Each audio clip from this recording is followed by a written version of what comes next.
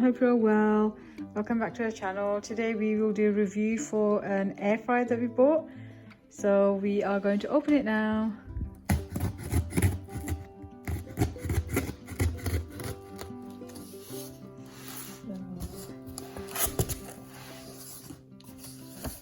This is a Vortex Plus. I had to look at quite a few reviews on Amazon and Google, and they said that this one is really good for a lot of air frying. Basically, it's suitable for families, so we shall put it to the test today.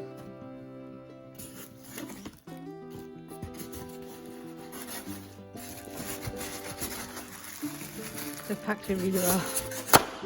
Oh, okay, really well.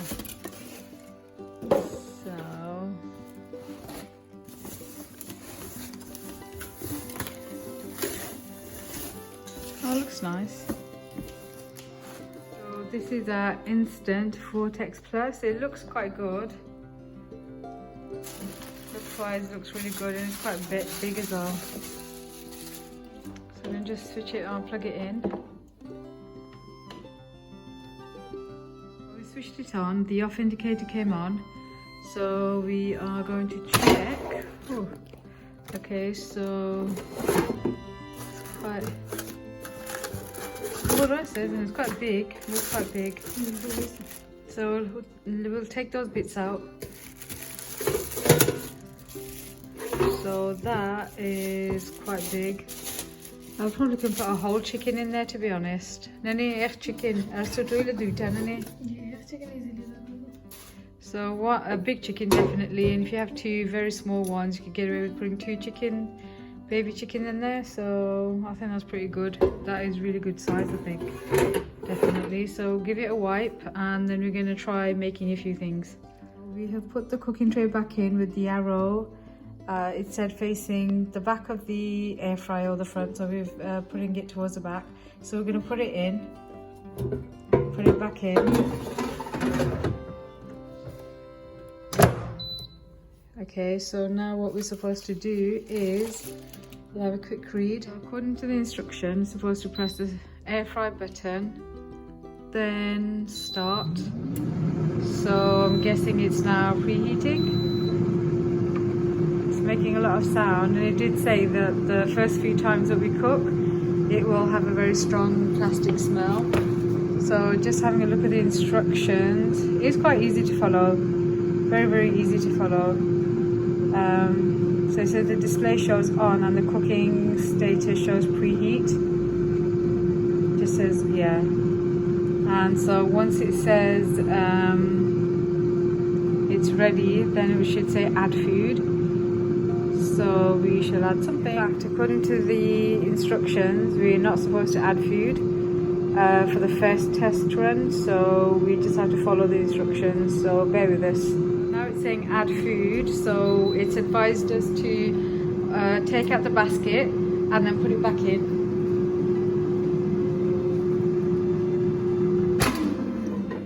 And in again. So it says we just have to wait a bit for the test run. The status shows cook. Okay. Partway through, the display will say turn food.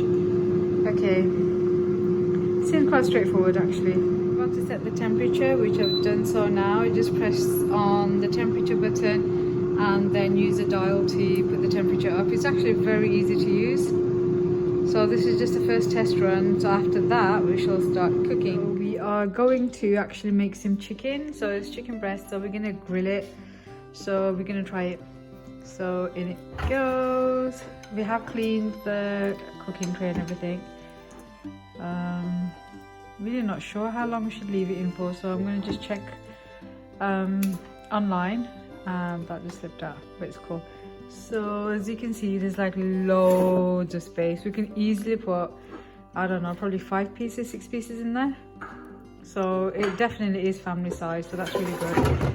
So I shall just check it and then put this grill it basically. So I press the grill button and the option is 6 minutes and temperature is still the same, so I'm going to leave it at that and just see how that goes. So it's finished cooking. It says off now because we waited a little while to open it. So let us check. Oh, the cauli and broccoli that we added after, it looks a bit burnt.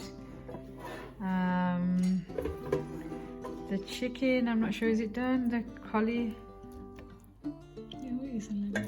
oh maybe, so cauli is done. Be careful because the fork shouldn't touch the cooking tray. You think that's done? Yeah. Oh, okay, 6 minutes and it looks like it's done. So that's pretty good. We added oil to the marinade for the chicken anyway, so we're gonna try frozen chicken strips next. So let's see how we get on with that. Whoa! Almost dropped it, so that was me not being careful. We are going to make frozen potato wedges and chicken strips. So we're gonna air fry it. And I checked on the internet and it said 10 minutes, so we press the time button and then we move the dial so that it no, that's up. So 10 minutes and temperature has to be sorry, getting a bit confused, 205. So and then start, so that's now going to preheat. Once it says add food, we'll add the wedges and chicken strips. I'm just going to make it together because I'm really hungry, so I'd rather have them. I don't want to wait for the strips to get done and then put the wedges in, so I'd rather do it together, and I'll see whether that works or not really. So the chicken breast, that was nicely done, wasn't it? And it was nicely done. We actually put it back in for another 2 minutes because we liked it a bit more well done. So for chicken breast, we would say add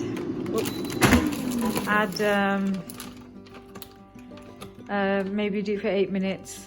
And with the strips it said single layer,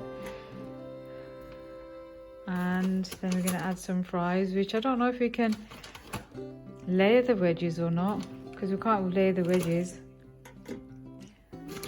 so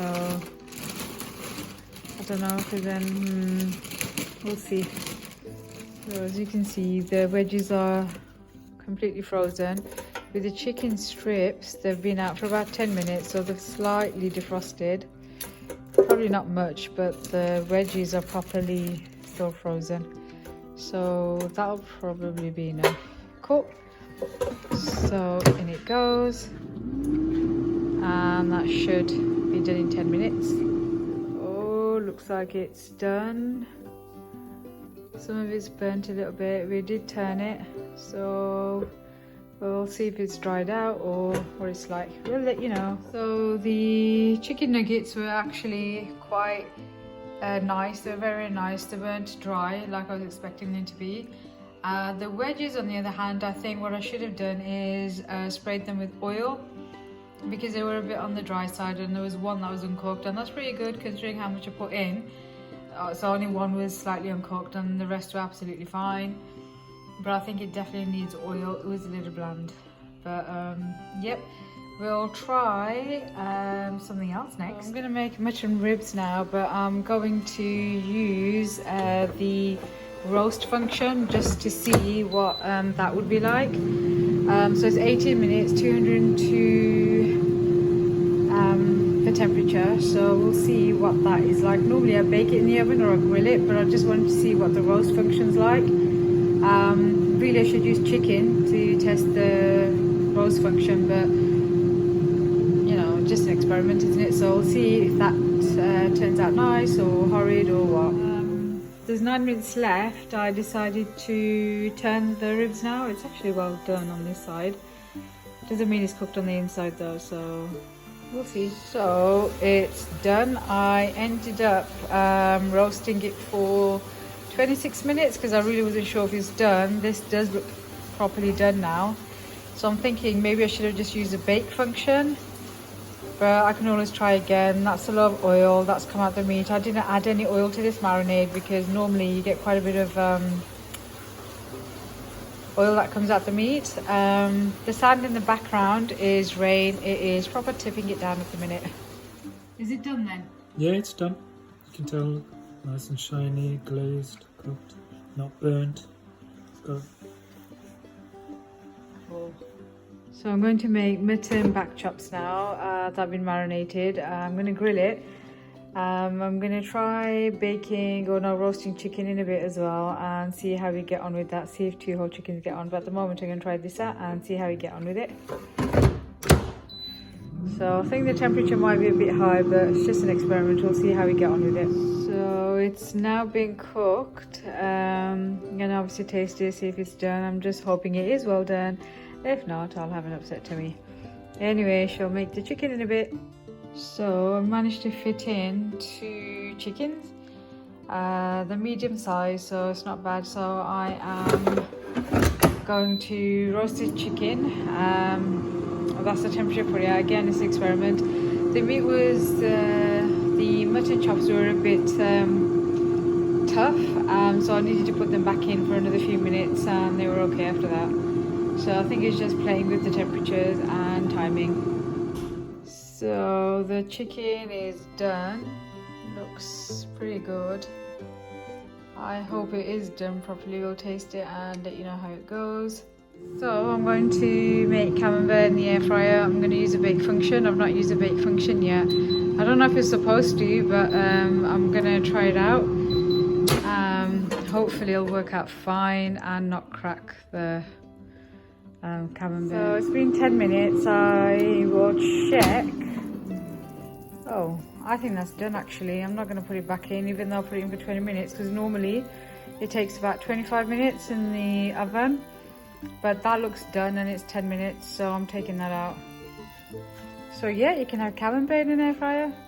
So this air fryer I would definitely recommend. I think it's pretty good, to be honest, in terms of size, ease of use and everything. It's pretty good, so I definitely recommend this. So thank you everybody for your time. Thank you for watching. Don't forget to share, like and subscribe.